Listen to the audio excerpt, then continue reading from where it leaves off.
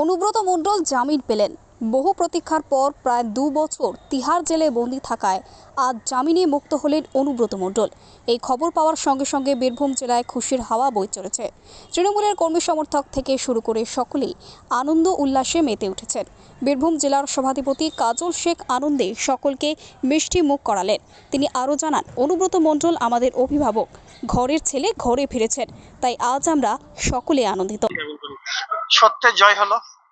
বারবার আমাদের মাধ্যমে আমি বলেছিলাম অনুব্রত মণ্ডল মহাশয়কে মিথ্যা মামলায় তিহার জেলা আবদ্ধ রাখা হয়েছে, রাজনৈতিক ষড়যন্ত্রের শিকার হয়েছে, সেটাই প্রমাণিত হলো। কয়েক মাস আগে আমাদের ভাইজির বেল হয়েছে, আজকে অনুব্রত মণ্ডল মহাশয় বেল হবে। আমরা দলনেত্রী মমতা বন্দ্যোপাধ্যায় অনুব্রত মণ্ডল মহাশয়ের উপর ভরসা রেখেছিলেন, সেটা আপনারাও দেখেছেন। কারণ তিনি বীরভূম জেলার সভাপতি ছিলেন, এখনো আছেন, আগামী দিনেও থাকবেন। বীরভূম জেলার তৃণমূল সংগঠনকে তিলভাবে অনুব্রত মণ্ডল মহাশয় করেছেন। পিছিয়ে পড়া বীরভূমকে তিনি এগিয়ে নিয়ে গেছেন। অনুব্রত মণ্ডল মহাশয় তিহার জেল যাওয়ার আগে পর্যন্ত বীরভূম যারা এমএলএ ছিল তারাই এমএলএ আছে, যারা ব্লক প্রেসিডেন্ট ছিল তারাই ব্লক প্রেসিডেন্ট আছে। সর্বতই অনুব্রত মণ্ডল যে টিম তৈরি করেছিল সেই টিমই বীরভূম জেলাতে কাজ করছে। বারবার আমাদের মাধ্যমে বলেছিলাম 21-এ নির্বাচনেও সেই টিম, 24-এ নির্বাচনেও সেই টিম। সর্বতই আমাদের অভিভাবক আসনে অনুব্রত মণ্ডল মহাশয় ছিলেন, আছেন, আগামী দিনেও থাকবেন। তিনি ফিরে আসছেন। সারা বীরভূম জেলার তৃণমূল কংগ্রেস কর্মী যারা আছে তাদের মধ্যে একটা খুশির হাওয়া চলছে, খুশির হাওয়া বইছে। রাজ্য নেতৃত্ব যে ধরনের নির্দেশ দেবে সেই নির্দেশে আমরা পালন করব। যদি বীরত্ব সম্মান দিয়ে তাকে আনার কথা বলেন, আমরা সেভাবেই নিয়ে আসবো। যদি আমার ব্যক্তিগত মতামত, অনুব্রত মণ্ডল মহাশয়কে বীরত্বের সম্মান দিয়ে বীরভূম জেলার বুকে আনা উচিত। কারণ অনুব্রত মণ্ডল বিজেপির কাছে মাথা নত করেনি। বিজেপি যে চক্রান্ত করেছিল, অনুব্রত মণ্ডলের মতো আরো অনেক নেতারা তারা দল ছেড়ে অন্য দলে চলে গিয়েছে, অন্য দলে আশ্রয়ে চলে গিয়েছে।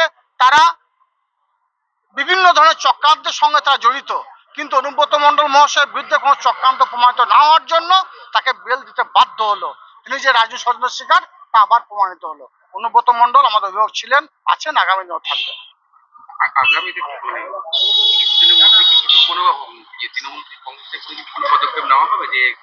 দেখুন, দল চলে আমার দলনেত্রী মমতা বন্দ্যোপাধ্যায় এবং যুবরাজ অভিষেক বন্দ্যোপাধ্যায়ের পরামর্শ মতো।